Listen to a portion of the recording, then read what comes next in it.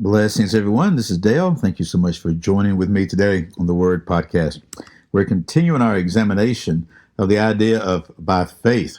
By faith. We see this coming out of Hebrews chapter 11, where we have many examples of those that have gone before us who lived their lives by faith. And in verse 7, we've seen that by faith, Noah, and then it delineates, I think, four different things that we learned about Noah right there. Well, we've gone back to Genesis, and we've been in Genesis chapter 6, chapter 7, chapter 8, chapter 9, and just doing a brief overview, just a brief reading of what occurred there to see what happened by faith with Noah. And we've seen that by faith, Noah was found grace in the eyes of the Lord. We've also seen a couple times already that he did what the Lord commanded. Okay, Noah did what the Lord commanded. Now, in Genesis chapter 9, verse 7, we read this. And you be fruitful and multiply, increase greatly on the earth, and multiply in it. So that's the Lord speaking to Noah, to his sons. He's telling them what to do. Now, verse 8. Then God said to Noah and to his sons with him. So this is to Noah and the boys. Verse 9. Behold, I establish my covenant with you and your offspring after you, and with every living creature that is with you, the birds, the livestock, and every beast of the earth with you, as many as came out of the ark. It is for every beast of the earth. Now think about that for a moment. What is for every beast of the earth? The covenant that the Lord's making right now. Verse 11, we'll see more about it. I establish my covenant with you, that never again shall all flesh be cut off by the waters of the flood, and never again shall there be a flood to destroy the earth. Now think about that. His covenant was that he's never going to do this again. He's never going to bring forth a water that would cut off all flesh from all the earth. He's going to say that 2 or 3 times through here. What does that tell us?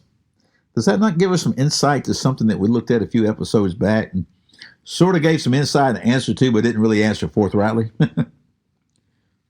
There's debate as to whether the flood was just a localized flood or a universal flood, which means all over the earth. There's great arguments to be made for both, and you can sort of defend both, even with the language that is used in the Hebrew and things like that. But this right here is what sort of drives me to think that the flood was a universal flood, that it covered all the earth. And why is that? Because God said that he would never again will there be a flood to destroy the earth. Not a portion of the earth, but to destroy the earth. And then there's also the thing that, do we have floods now? Well, sure we do. Do we have floods now that bring destruction? Yes. Do we have floods that bring forth death? Yes, we do. But they don't destroy all the earth.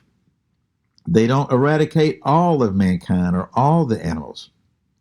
So I think the Lord has actually given us some insight here of what happened and what occurred. Now, verse 12. And God said, this is the sign of the covenant that I make between me and you and every living creature that is with you for all generations. I have set my bow in the cloud, and it shall be a sign of the covenant between me and the earth. A bow? Like what, a bow tie? A bow you put in the hair? No. He's talking about the rainbow. What we call the rainbow. He says, I've set this bow in the cloud. You think, well, why does the rainbow have that assignment now as to before? Well, before there was no such thing as a rainbow. Remember, it had not rained. There's all these little hints about this, okay? And then verification of the major hints. It had not rained in the sense that we understand rain. So now he's saying this, that when it rains and when you bring the clouds, well, verse 14 says, when I bring clouds over the earth, as the bow is seen in the clouds, verse 15, I will remember my covenant that is between me and you and every living creature of all flesh. And the water shall never again become a flood to destroy all flesh. Okay? So you see this thing, this all flesh that is going on here. He's driving home the point that he will never, ever do this again. that he'll never do this. And that's the reason I'm thinking that it's a universal thing.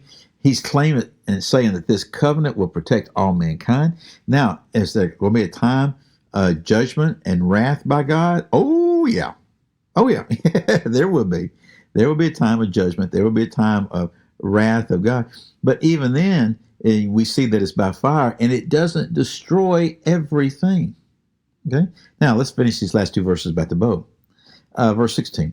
When the bow is in the clouds, I will see it and remember the everlasting covenant between God and every living creature of all flesh that is on the earth.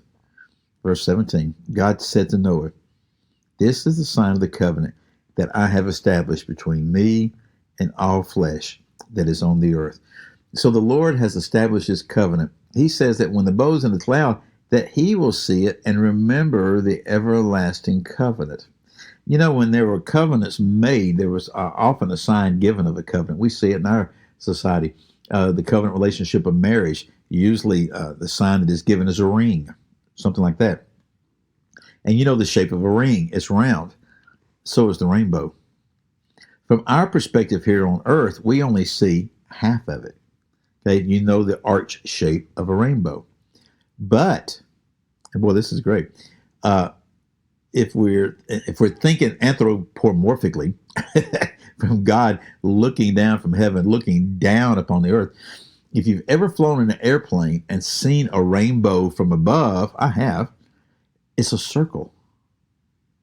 Okay, you can see it's a circle. It's a perfect circle. And so the Lord is saying, hey, I placed this bow in the clouds, and when I see it, I'm going to remember the everlasting covenant, the one that I made between you, me, and all the animals of the earth. Now, one last thought. Our time is up. This sign of the everlasting covenant, and we call it the Noahic covenant, covenant of Noah. This sign has been perverted in recent years. I don't have to go into the details. You know what I'm talking about. But certain groups of people, certain organizations have literally taken the sign of God given for one purpose and used it and flaunted it before God for another purpose. That's not by happenstance. The enemy does that all the time, to co-opt some sign, to pervert some sign in some way. And so you'll see that all the time. You'll see how the sign of the rainbow and even the colors of the rainbow have been perverted, when God means for that to be a sign of the covenant that he made between the humans and all the animals after the flood. Well, again, I'm Dale. Thank you so much for your time, and I'll see you in the next episode.